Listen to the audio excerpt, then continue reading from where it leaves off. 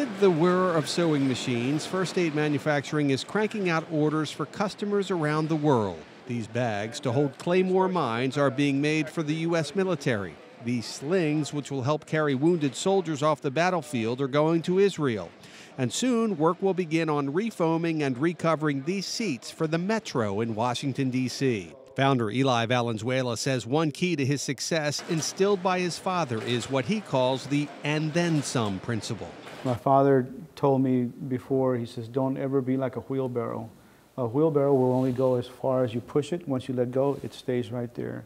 If somebody has something for you to do, or you're going to do something for somebody, go the extra mile. Do more than what you're being asked to do, which is something that we've always instilled in our people here. It is a classic American success story. Valenzuela, while in the military, took a correspondence course through the mail, learning upholstery. And I said, $20 a month, why not?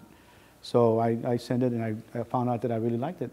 They were sending me more books and products I could make. I didn't have a sewing machine then, so I just hand-stitched everything. He bought his first sewing machine, which he still has, along with the first small project he ever tried. He'd found something he loved to do, but it wasn't until he was doing the same work at Dover Air Force Base that he realized it was time to go into business for himself. I was privy to some information as to how much we were paying for this stuff.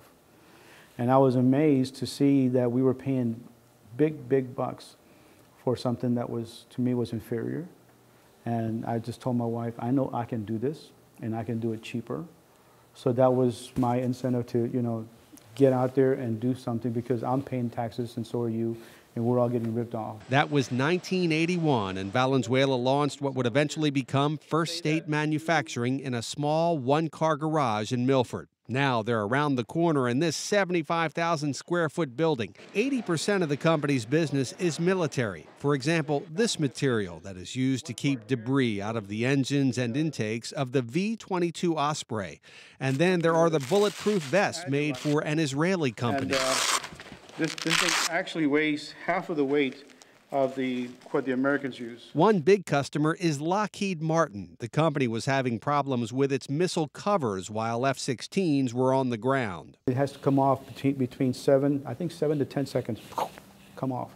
But it also has to be able to protect the guts that are inside this missile.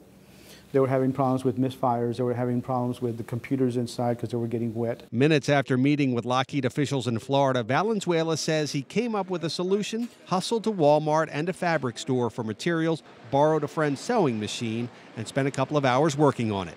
Took it back the next day to Lockheed Martin, and they tried it and they fell in love with it, and they made us the Small Business of the Year for Lockheed Martin, and gave us another $5 million contract to be able to produce these things for them. And I love being able to see something and say, we can do that.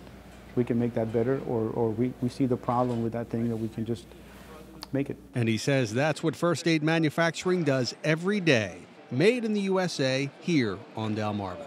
Steve Hammond, WBOC News, Milford.